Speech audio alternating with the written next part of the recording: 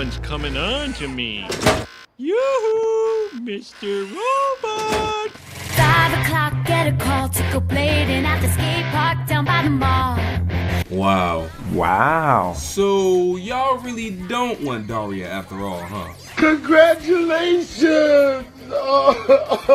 It's fine with me, my nigga. Shit, I ain't crying over it, man. It's just, I don't know, you think that niggas would actually, like, show out since, y'all ain't left me the hell alone about it since fucking Braceface. I will be, more than happy to slide this show in the collection of other retrospectives that I've done while I try to run and hide from Charlie Brown.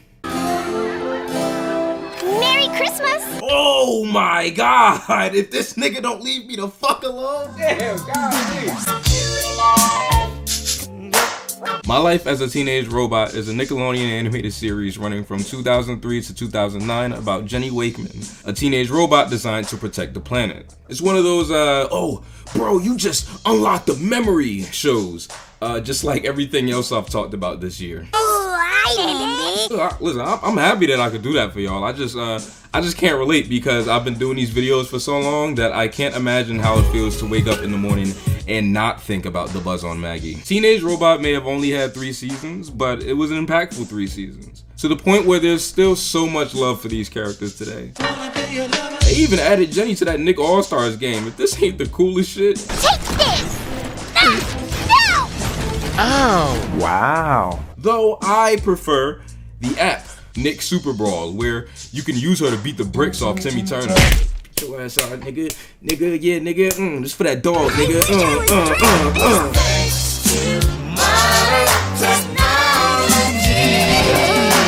Let's go and take a trip back to 03 by popular demand, apparently. Who are these niggas? Don't worry, OG. I won't let you down. And that's why I didn't want to do it alone. You excited to do this video with me, D'Angelo Edwards of HatsOffMedia fame? Hell yeah, Toonrific Tariq. It's silly how much I'm on your dick. Why can't my videos be fucking good? Fuck! What are you doing? Huh?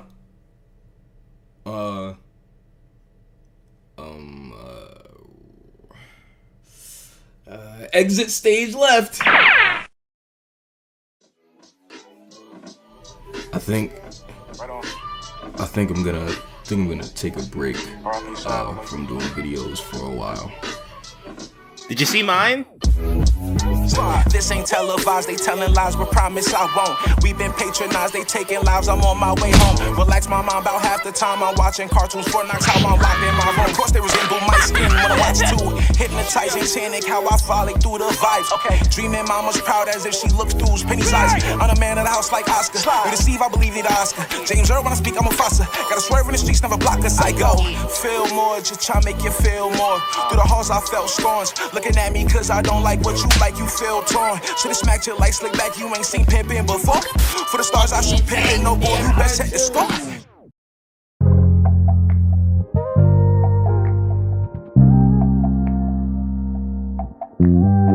So you're like a superhero who goes around the world having death-defying adventures and defeating dastardly villains? Sweet! She banking on me on the bank. I smack her, she let her get spanked. Take my advice, don't ever build children. Keep it low key, she ain't after fame. No, she ain't after fame. Jenny! Where is XJ Noyle? You're just a girl. It's not normal for girls to save boys. It's normal for this girl to save everybody. Meet Rob Renzetti, Robert. creator of My Life as a Teenage Robot, otherwise known as the most fun game of, oh, there he is, to play with the animation credits of any show since Wes Archer.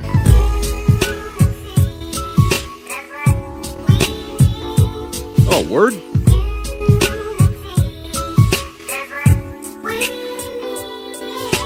Golly. Bruh. Nigga said go to work. After art college or whatever, where he also linked with 2 other goats, Rob and them got a job at Hanna-Barbera on a little show called Two Stupid Dogs. AKA the most important piece in Cartoon Network history because that's where everyone came from.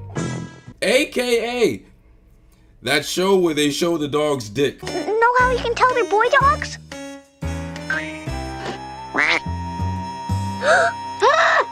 Ooh. There is no way that niggas think putting gay people in cartoons is bad for kids when we grew up with shit like this. Good. Now you two kids kiss and make up. Yeah, I don't got next, my nigga, no. Rob also, later down the line, got to produce his own set of shorts, Mina and Account, about a vampire that really loves to bite teenage girls. Calm yourselves, girls. Relax. Man, I ain't gonna lie, I fucking love SBU, that's my shit. Detective Benson here. Finn, what's wrong? The Vic got caught up in a new pyramid scheme.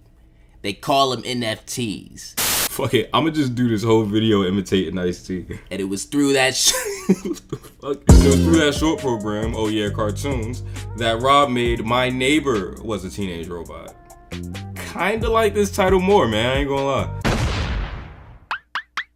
Oh my god. Aside from being cell animated, a bit shorter, some different designs and voices, it's practically still the same. Even down to the exact same shots in some regards. The first episode is real strategic and deliberate with its creepy tone. There isn't a single line spoken until Tuck screams when he sees Jenny for the first time.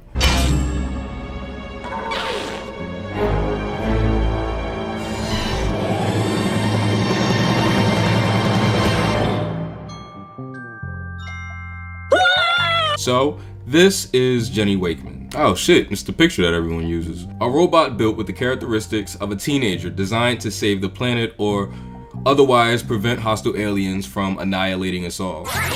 With the strength of 1,070 men, I guess she really shouldn't complain. Still, she wishes she could go for a walk without rusting in the rain. Even though she fucking can. Boy, I really hope somebody got fired for that one. Jenny juggles saving the world every day with normal high school teenage life.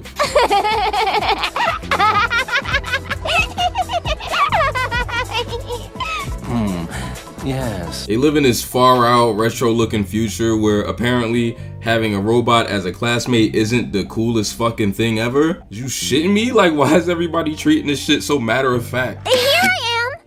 You must be that robot girl. You met her, my nigga, like 2 days ago. That clip I just showed is from an earlier episode. Who the fuck just forgets meeting a robot, my nigga? Is you stupid? Jenny was built by her moms, Nora Wakeman, the scientist. How can those young Asian ninja men breathe in these things? Wait, what the fuck? A lot of the comedy and the heart early on comes from Nora and Jenny's relationship. How there's like a degree of separation there. Nora sees Jenny as XJ9 as a creation, not as her daughter or even as an actual teenager. Meanwhile, Jenny always calls her and treats her like any young girl would do their mom. If this D-class dingus destroys the Earth, Mom will dismantle me. The sickest part about this is that she's probably dead ass. Maybe Mom will know what's going on. Mom? Oh! That should say XJ10? She dead ass? Is Miss Fowl dead ass? That's the real heart of the show. These two characters growing attached and learning how to love one another. This isn't like a super continuity driven show or anything, but the Jenny and Wakeman that we meet in season 1 aren't the same Jenny and Wakeman that we finished season 3 with. They're closer, they're an actual family. That's why it's cool when they play with certain single parent household ideas, like your mom's going on a date. Nah, I feel you, Jenny. Shit, I wouldn't want my mom's going around with somebody like this either. This nigga like the fucking great mouse detective. You are indeed a beauty, but I must confess it's your mind I'm in love with. Oh, just stop it. They start fucking, it was gross.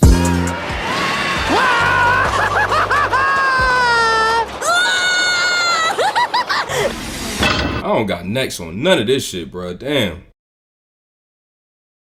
Real quick, today's video is actually brought to you by the service Skillshare. Skillshare is an online learning community with thousands of different classes covering dozens of different creative topics, all taught by well-versed professionals. Have a specific skill that you're trying to learn?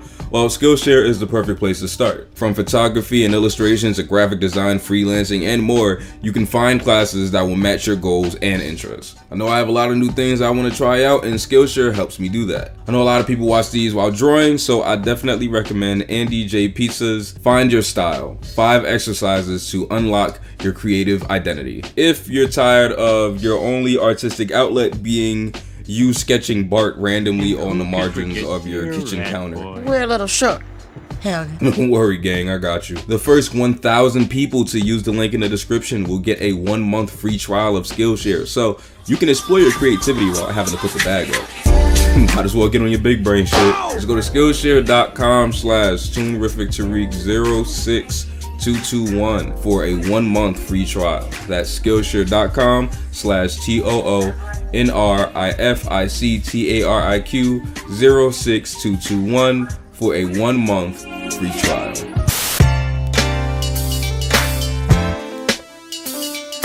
Jenny's model number is actually XJ9, implying that there were 8 others before her, and they're her big sisters, one of which shares the same name as the dead robot from Time Squad. So many people either just went, oh my god, I remember Time Squad, have no recollection of what Time Squad is, or clicked off the video because I keep fucking talking about Time Squad.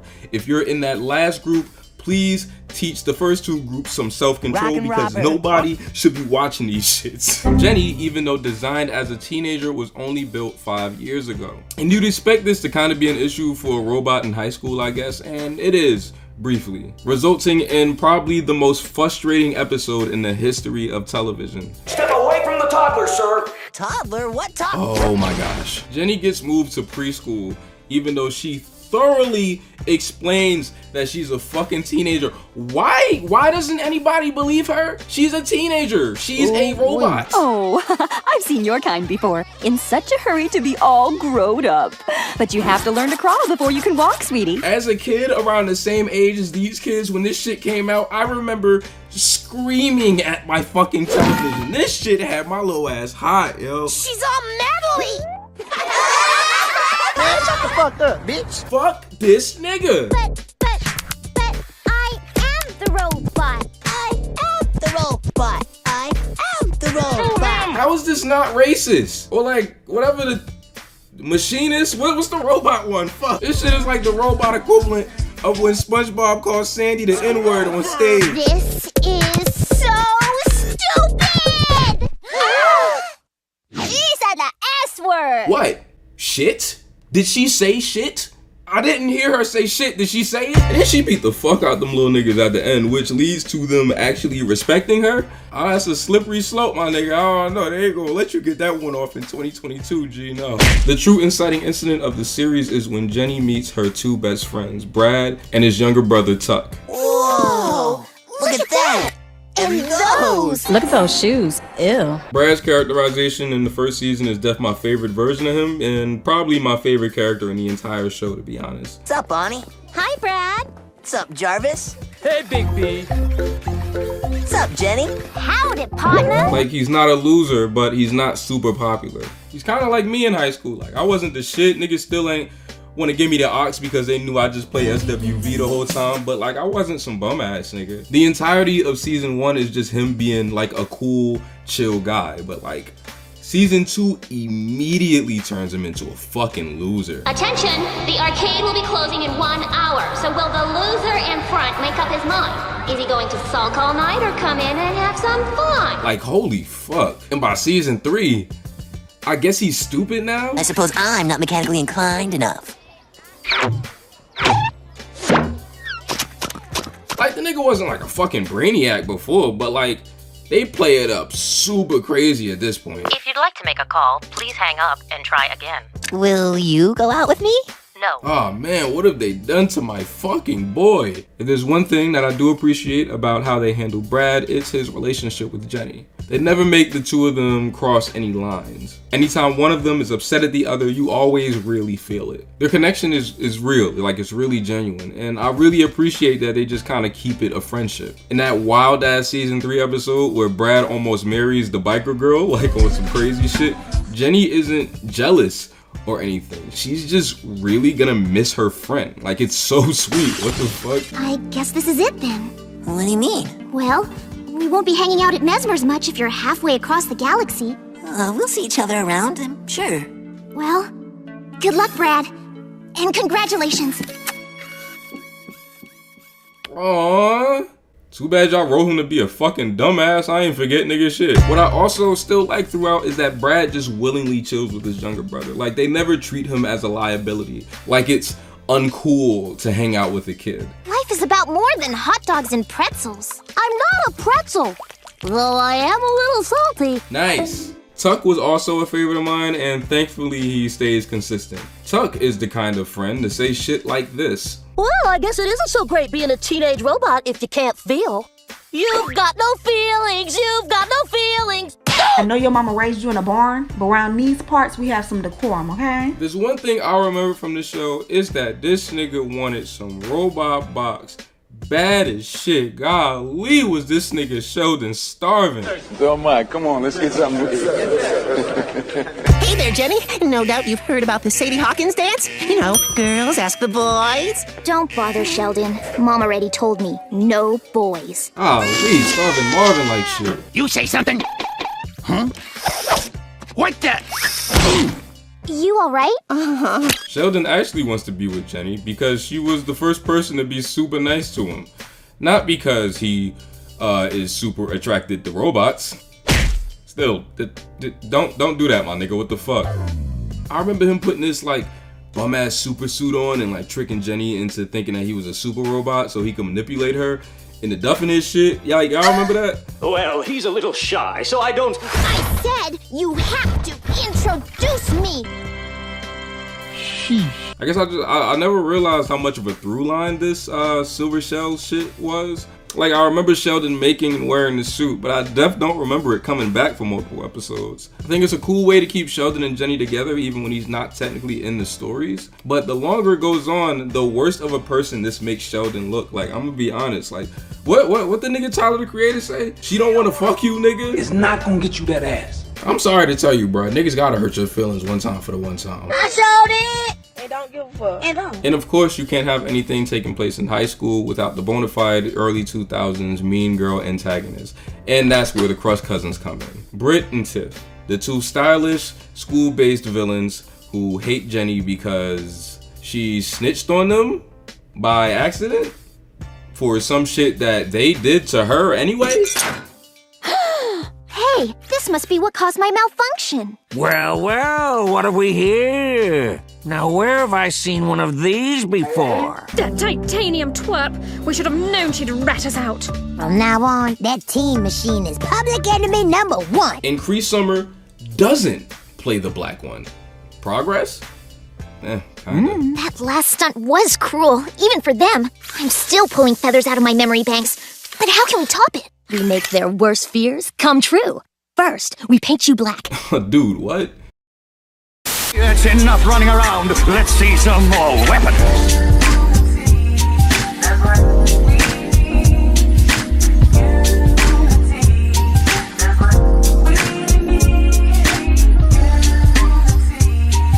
Crap! It's an easy task. And Tina's like, there's a wicked turn coming up. Yeah, there it was. Snitch. Don't let your mouth open up, cause you don't wanna see the handgun open up. No. You can't talk about this show without getting into its crazy, unique sense of style. The coloring to this cartoon is such a fucking vibe. These might be the best colors that I have ever seen. The intro to this second episode looks like the inside of a fucking Gatorade bottle.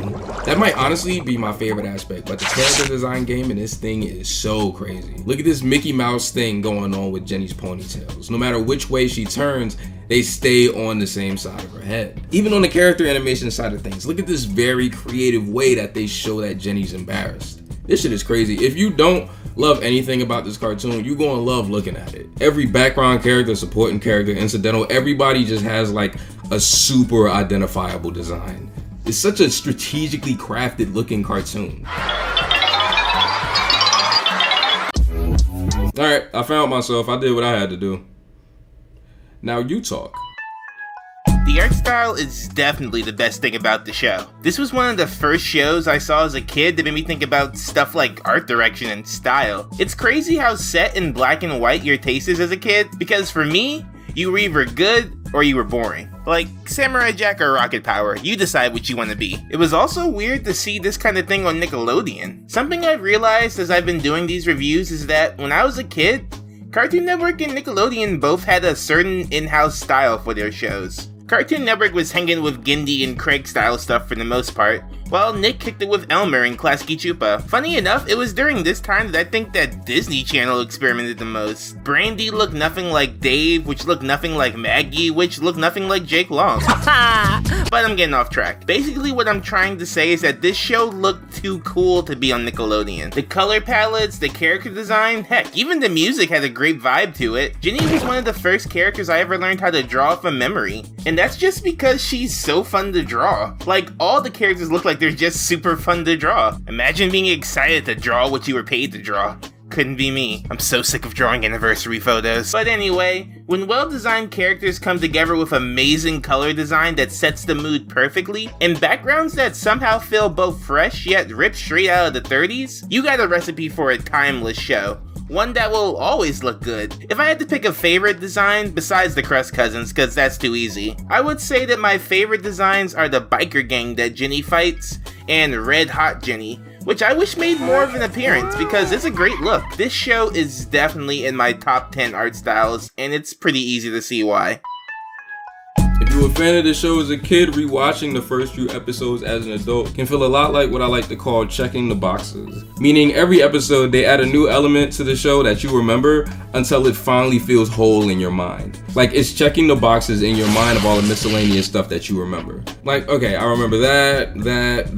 They intro Brad and Tuck in one episode, then they intro the school in a different one, and then they intro Sheldon in another one, and they intro the cluster in an episode before that. All things that I feel like a lot of other shows would have done in just like a half-hour long pilot. But I really appreciate this approach since everything's so gradual and linear. I can't think of too many episodic cartoons that took this approach, but I def welcome it. It's wild how continuity heavy this cartoon was without too many people realizing it. Mrs. Wakeman invents that human suit for Jenny super early on, like it's like episode 3. Y'all remember this shit? Jenny wants to look like a normal human, so she makes her mother rush a suit that covers her.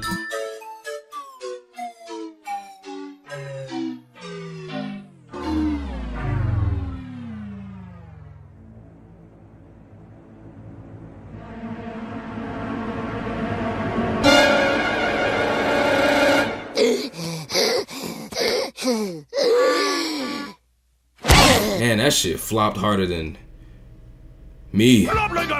Then they fuck off for a little bit and kind of forget about that story until it comes back like 3 or 4 episodes later. It's nuts. What's cool is her mother gives a measure of time in the first episode about how long a suit like that would take to perfect. Like it was like a few months or something like that. How long? Maybe 3 to 4 months. And they make a note in the next episode to have Jenny say that apparently a few months has passed since these episodes. Like that's just cool as shit. I guess I just don't remember them being so close together. I don't know. There's so many memorable episodes of this thing. I don't even know where to begin.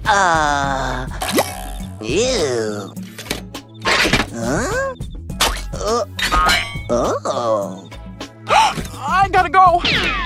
What's your hurry, Sally? I mean, Jenny. One of my favorite things that they do is when they take everyday teenage girl stuff and put a robot twist on it. I'll give you a makeover, and then I'll give you one. What the fuck? Jenny wouldn't experience things the exact same way as a human teenage girl, but that doesn't mean that their brains don't work the same way. That doesn't mean that these things don't really happen to her and that she isn't mentally affected. She deals with meeting someone who she thinks is just like her, but turns out that he isn't as she gets to know him more. Like that's just something that we all go through as teenagers. Only for her, he's a robot dog. I don't care if he is part dog. I'm gonna stand by my man. What would she say to it? There's a great episode where Jenny and the Crust Cousins kind of have this like friendly fashion battle back and forth, like a lot of like crazy great looking designs in this one. And it goes south when the cousins insult Jenny's body. A real fashion heavyweight. You're big girl on campus now, wouldn't you say, Tiff? She is looking a little big for her brioche, ain't she? So then she makes Sheldon and them take all the weapons out. Like this is very clearly about body image issues, still things that real teenagers go through and empathize with, but it's just done in a really creative way. Take it out! Take it all out! I'm with you. I'm dying just to get you. While this show is a good time and I had a fine time rewatching it, I will admit that I would sometimes get really frustrated by how it was written. Some episodes will lead us down this path as if they're gonna teach Jenny this really big, great lesson by the end of it, and then it'll just kind of fuck off and do the opposite. Like, it'll remember that it's a silly cartoon and not let its characters learn anything. And I don't think my problem is the moral stuff, you know, like not every show or every episode of every show has to teach a character something. Homer can learn something in Maggie Makes 3 and not learn a damn thing in 22 short films about Springfield. Like, I think that's fine. What I don't think that I like is when a show that constantly chooses to teach a character these lessons, in most episodes, just kind of acts like the characters are static for the sake of comedy. Jenny goes to Disneyland and gets on It's a Small World and gets really upset because she basically witnesses robot slavery. I hate slavery! So she frees all of the robots and makes them all go out into the real world so they can experience freedom. And it is made very clear through how they're reacting during their time in the town that they don't know how to adjust. Instead, they default to what they do in the park because that's what they know, that's what they love. They were very clearly happy with their old life. It's too big outside.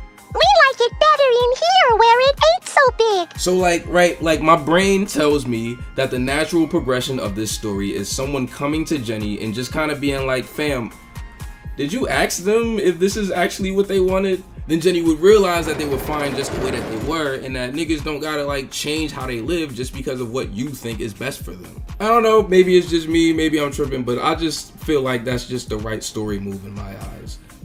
They don't do any of that. Them niggas start singing and they blast them niggas off the Mars like Tom and Jerry. There's a ton of examples like this, honestly, where they go in like a really interesting direction and just pull it way back for the sake of comedy, and I kind of fucking hate it. Like, it doesn't ruin the show for me or anything. Like I said, like I still had a blast. But these episodes, the ones that do stuff like this, they are very much my least favorites, bro. Now it's your turn to talk about why I'm wrong, HatsOffMedia. Alright, now I could tell you all the reasons that you're wrong, but this video is about Teenage Robot and it can't be like hours long, so I'll just make do. What the fuck? Teenage Robot is a really special show to me. It just felt like everything I liked all rolled up into one thing. Awesome robots, weird monsters, stylish evil girls that are probably part of the reason I am the way I am. This show influenced me a lot, even in some ways that I'll need therapy for. But we're not talking about my life. We're talking about her life as a teenage robot. Boo! This show really felt like no other, and the big reason for me was in the way it looked. Completely steeped in retro-futurism and old sci-fi and Fleischer-era visuals, this thing was a sight to behold. And when you're not only competing with a bunch of other networks, but also with all the other shows around you, finding a way to stand out is super important. And they nailed it, because there hasn't been a show that looks like this since, well, I guess Cuphead, but I like this show way more than Cuphead. There you go, Tariq, this time I'll take the bullets for you. Shut the fuck up. But a show isn't made on visuals alone. Even when they're this polished, we also got a super likable cast of characters with Jenny, Tuck, Brad, even Sheldon, in small doses. Look, I get it, he can be kind of creepy, he's a teenage boy, that's kind of their thing. But I think for the most part, he does enough selfless things to even it out a bit. A bit. But keep him away from my toaster, weirdo. I know Tariq said that he's mostly into Jenny because she was nice to him instead of a machine, but when he saw Vexus, he was thirsting after her too, so I don't trust him. That's true. The main trio of Jenny, Brad, and Tuck are solid though, for the most part. They kinda dorkify Brad as the show goes on, which is kind of a bummer. And having him be the bridge between the popular and the unpopular worked pretty well. If you ask me, that's the best thing to be in high school. Just popular enough to be cool with basically anyone. I also think this show has a great bunch of villains. So many cool one-off characters like the Lonely Hearts Club gang. A group of gangsters that all suffer from a little disease called, not being me. Wow. Sucks to suck. I know it gets brought up a lot, but the fact that one of them has a noose left on from what I assume is a failed suicide attempt is a crazy thing that they let slide, but a brilliant piece of character design. But the main villain of the series is the Cluster.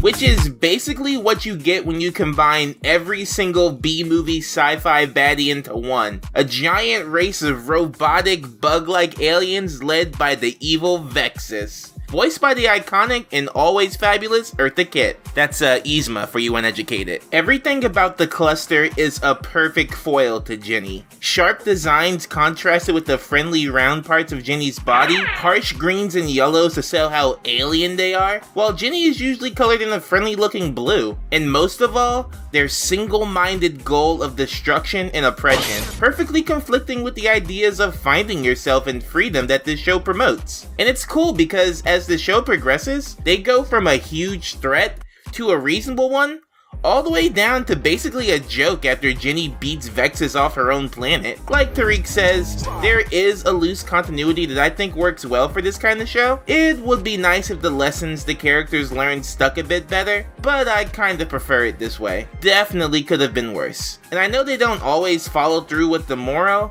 but I don't know, man, that is always funny to me. I just think it's crazy that you can learn the same lesson more than once, and it still doesn't stick. Too good. But I'm a sociopath, so my morals might be different. Also, I think it goes without saying that Jenny herself is one of the best cartoon characters ever designed. Such a perfect, timeless robot character. And all of the weapons and shapes she turns into are so cool. And they all make sense. It's also super impressive that you hardly get any repeats besides the jet boots and lasers. But hey, if it ain't broke, don't fix it. And I think that's basically everything I wanted to say. You can go ahead, Tariq. If I had to pick a favorite... Actually, wait, shut up. Almost forgot the most important reason to watch this show. Here are D'Angelo's top 10 reasons why the Crust Cousins are better than you or anyone you know. Number 1, endless drip. They can make motorcycle parts look good. You can't compete. Number 2, perfect examples of gaslighting, gatekeeping girl bosses. I can only hope to reach their level one day. Number 3, have outsmarted a literal walking computer on numerous occasions. Number 4, unkillable. They should have beefed it so many times in the show, but fashion can never die. And numbers 5 through 10, slay, slay, slay, slay, and slay. Whew. So yeah, I like them. Best characters. I want an art book of just them. Alright, nigga, that's all you get. Fuck off my video. Bye, have a beautiful time.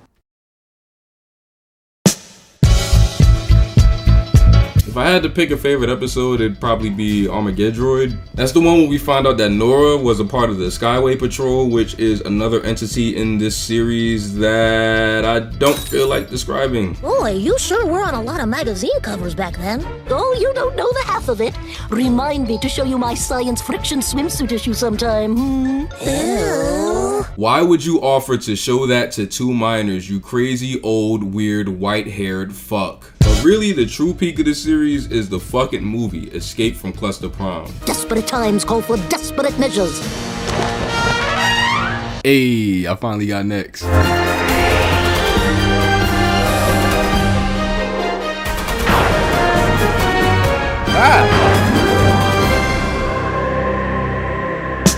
After trashing the town one too many times, Jenny does not feel like she's wanted or welcome on Earth anymore. She ends up on Cluster Prime and gets to see what her life would be like if she were to live amongst other robots. She befriends Vexus's daughter, finds out that she's pretty much labeled public enemy #1 out that motherfucker. Like, it's wild. They do an insanely great job raising the stakes and putting Jenny through a lot of really welcome drama. There's so many moments of her scared on her own, 2 planets against her. Like, it's insane to watch. The colors and animation are just as great as they've always been for the rest of the series. It's just a 40-minute TV movie after all, but they do a really great job at making this like really bigger and more cinematic.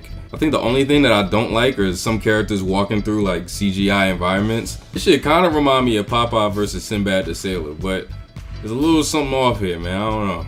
It's crazy because if you want to rewatch the show, my first thought is to recommend the movie. But at the same time, I'd argue that you need to watch the show up until that point to fully get every drop out of all the emotions that they try to put into this movie, because I got so happy when Jenny, Tuck, and Brad linked back up, and I didn't think that I cared that much, I'm gonna be honest. Brad! Tuck! Jenny! She banging on me on that bank. Teenage Robot was a fun cartoon. I don't think I've ever seen anything like this before. It's a shame it didn't last longer. Oh shit. Wow, we could have had a V8. What? It's over. Finally, my nigga. Shit, I wanna go home.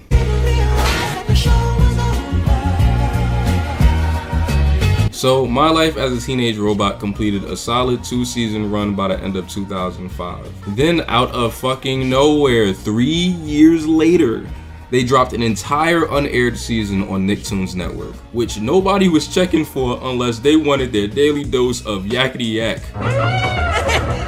How can we, in good conscience, make fun of the shit that kids are watching today when we was out here watching fucking yakety yak? Fuck out of here. You were a fan of the show as a kid and didn't have the additional cable channels at your grandma's house, then chances are you never even knew that these episodes existed. They're full of cool stories, great callbacks to earlier episodes. Some of these are like some of the best, most inventive in the show. I definitely recommend watching these on Paramount Plus when you can. Just make sure that you get the ad-free version. If I hear about an ABC mouse one more time, I'm setting all of them shits on fire. Teenage Robot doesn't have a finale, but the last episode is still pretty great. A villain from an earlier episode in the season comes back and takes control of Jenny's sisters. Buddy violates, I ain't gonna lie. This is the end, Mother. I'm going to destroy you.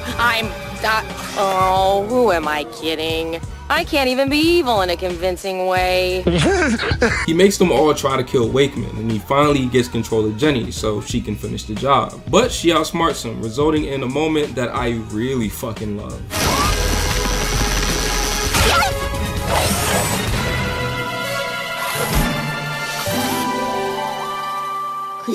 And yeah, she gets eaten by a tiger at the end, and that's how the show ends?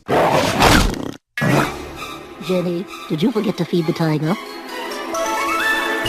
Why'd you tweet this, Pan? Are you trying to get a rise out of me? My Life as a Teenage Robot isn't as funny as I remember it, but is definitely just as charming. It's a cartoon like no other one that we've ever seen before or since. It's a true testament to the creativity of the early 2000s. Check it out when you can and take a trip down memory lane. You will not regret it. Well, thanks for going over this show with me despite our differences.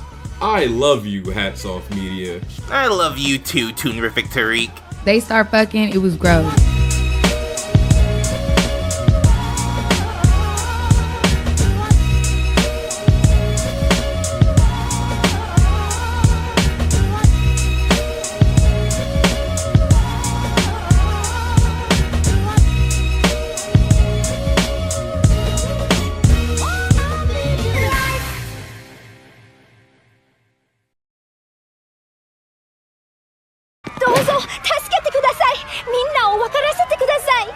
Lay off the threads, Mama. I can't understand a word you're saying. If you're gonna stay in this country, you gotta learn to speak English. What the fuck? Baby, I can't go on, so I gotta tell you when I write this song. So I gotta... Man, this show, dude. It's just one of those shows, right? One where you can clearly see the vision take form. One where the idea is executed in such a unique way. It was the first Nicktoon that actually tried to tackle action as well as comedy. And for the most part, I think it succeeded. It's not like insanely funny or the most high-octane action out there, but it's solid. And that, along with the great presentation, puts it over the top. Like, you show this to 10-year-old D'Angelo and expect him not to get obsessed? It's honestly my second favorite Nicktoon, right below Avatar. It gave us a bunch of fun characters, a great lead, plenty of great villains and settings, and it gave us the Crust Cousins, forever changing my taste in women. And if that's not an impact, I don't know what is. How very inappropriate, thank you. My Life as a Teenage Robot is just cool, honestly. Never will you ever find a cartoon with more of that style and grace shit that Biggie was rapping about. It was charming, it was beautiful, it was super fucking relatable. This is so typical. How is this my fault? Oof. This is what that nigga Kendrick was rapping about on We Cry Together. In a world where all of my favorite things run until I don't love them anymore, and all of D'Angelo's favorite things end before other people could love them, I wouldn't be surprised if we somehow met in the middle and see a special or something like they did with Rocco. I don't know. But what I do know is that no matter what, somewhere out there is Jenny preventing some aliens from annihilating us all. It's enough to fry our brain. But welcome to her life as a teenage robot.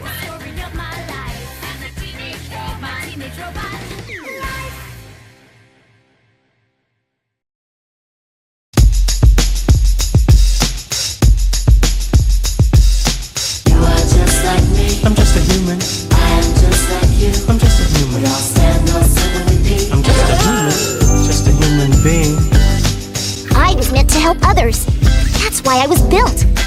who I am.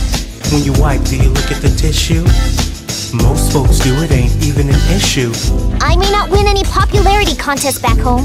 The Earth needs my help, and saving people is its own reward. You're just like me. I'm just a human. I am just like you. I'm just a human. We all stand on civil repeat. I'm just a human. Just a human being. You are just like me. I'm just a human. I am just like you. I'm just a human. We all stand on civil repeat. I'm just a human. Just a human being. Like most humans in my car, I picked my nose. We've all mined a rock or two, I'd suppose. The nose might be white when you reach the clean, but red, yellow, brown, or black, the booger's still green. And sometimes it's anchored. My pull-up game ain't weak. I just don't pull out. Drops and you catch it in your hand. Hope no one realizes you've got mucus on your hand while you're driving. So you look for a place to try and hide it. You open up your mouth and there you slide it, but it ain't really much for you to worry about, cause you won't be first or last to put a booger in your mouth. You are just like me. I'm just a human.